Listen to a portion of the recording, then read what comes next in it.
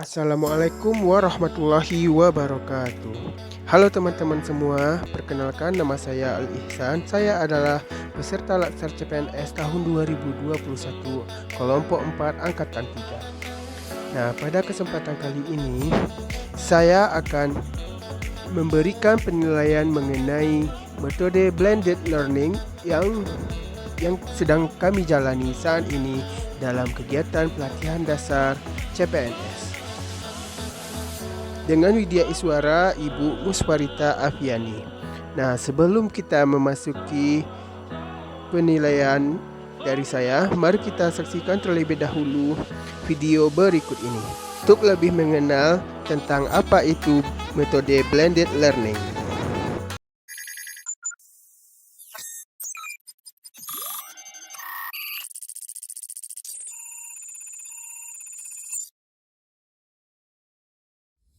Lembaga Administrasi Negara saat ini sedang mengembangkan program pelatihan dasar atau Latsar CPNS terintegrasi secara blended learning. Program Latsar CPNS ini dikembangkan dengan memadukan jalur pembelajaran mandiri melalui Massive Open Online Course atau MOOC, Distance Learning dengan bantuan teknologi, serta pembelajaran klasikal di lembaga pelatihan. Latsar CPNS secara blended learning dilaksanakan dengan 4 program pembelajaran, yaitu MOOC atau Free Mobile Learning, Distance Learning, pembelajaran klasikal, dan pembelajaran penguatan kompetensi teknis bidang tugas atau PKTBT.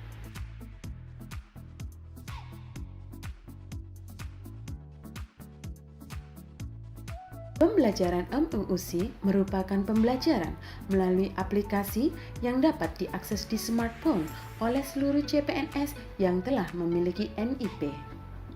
Aplikasi MOOC ini dikelola oleh LAN. Terdapat 2 penilaian pada MOOC, yaitu penilaian sikap dan perilaku dalam hal partisipasi aktif dalam pembelajaran, serta penilaian akademik melalui post-test.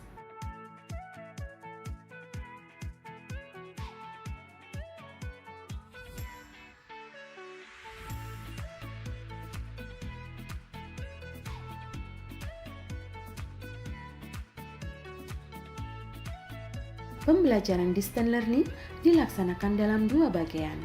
Bagian pertama, pembelajaran secara daring melalui LMS e-learning, dan bagian kedua adalah pelaksanaan aktualisasi di tempat kerja. Pembelajaran distance learning didesain oleh LAN dan dikelola bersama dengan PIC, Lembaga Penyelenggara Latsar, yang diawali dengan e-registration setiap angkatannya melalui aplikasi Smart Bangkom LAN.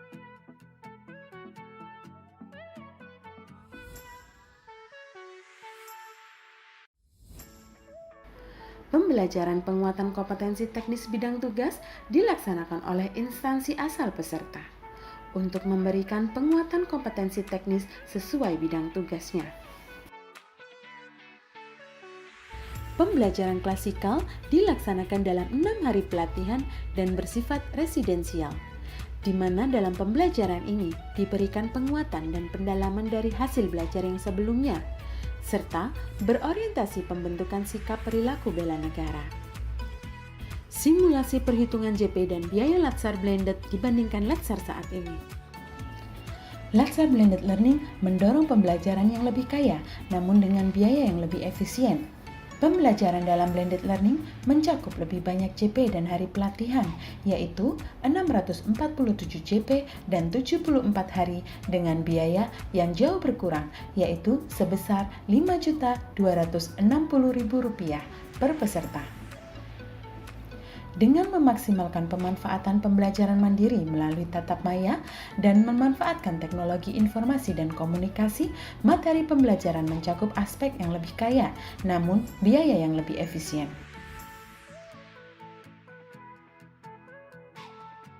Melalui pengembangan Latsar blended learning ini, diharapkan dapat turut mendorong terwujudnya fondasi yang kuat dalam mewujudkan generasi ASN unggul. Sekian dan terima kasih. Menurut saya, Kegiatan Latsar CPNS dengan metode blended learning ini memiliki keunggulan dan kelemahan. Yang pertama yaitu keunggulan. Kegiatan Latsar ini dimulai pada tanggal 23 Juli tahun 2021. Menurut saya, kegiatan Latsar melalui MOOC dan blended learning ini sudah memenuhi harapan mutu.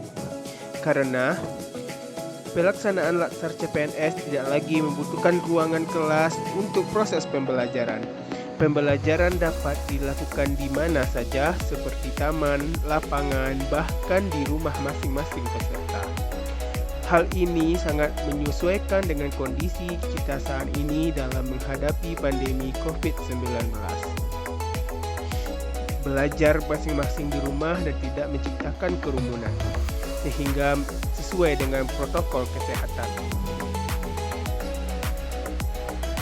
Menurut saya, e-learning Latsar ini merupakan model pembelajaran yang diprediksi dapat meningkatkan kualitas proses dan hasil pembelajaran. Pembelajaran yang terkonsep dengan sistem, dilakukan dengan prosedur yang jelas dan terarah, akan mempercepat tercapainya tujuan pembelajaran dan mendapatkan hasil yang maksimal. Efektivitas tempat serta efisiensi waktu dan biaya juga menjadi keunggulan model pembelajaran e-learning dalam proses Latsar ini.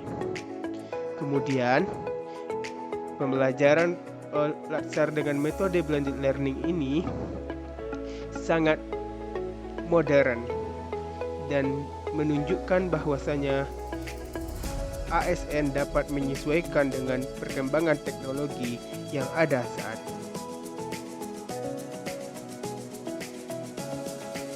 Tetapi, menurut saya metode ini juga memiliki beberapa kelemahan, yaitu sebagaimana mestinya pembelajaran formal, proses belajar mengajar tidak dibebaskan begitu saja, melainkan harus ada pengawasan atau kontrol dari pengajar, widya iswara, instruktur, penyelenggara, ataupun pihak lain yang bertanggung jawab. Karena hal ini diperlukan untuk menentukan kedisiplinan peserta dalam menjalankan kegiatan Latsar. Lalu, menurut saya yang menjadi masalah lainnya yaitu kondisi jaringan yang tidak merata di setiap daerah Indonesia.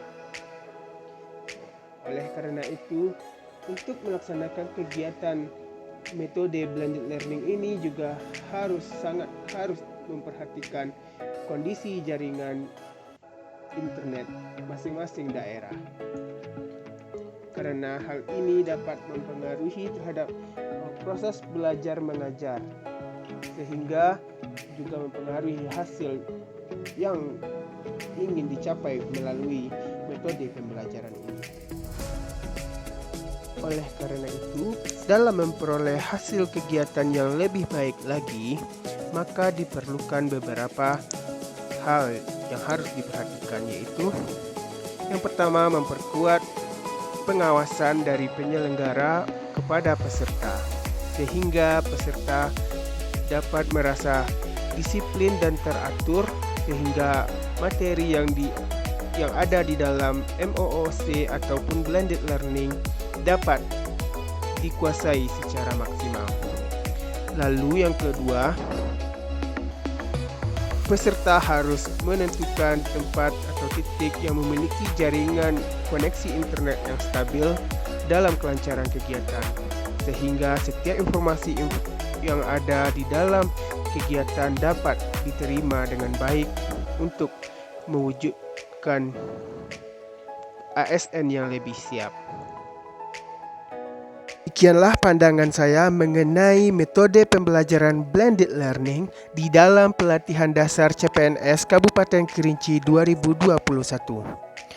Semoga dapat bermanfaat bagi kita bersama dan tetap semangat untuk menuju Indonesia Emas 2024. Terima kasih. Assalamualaikum warahmatullahi wabarakatuh.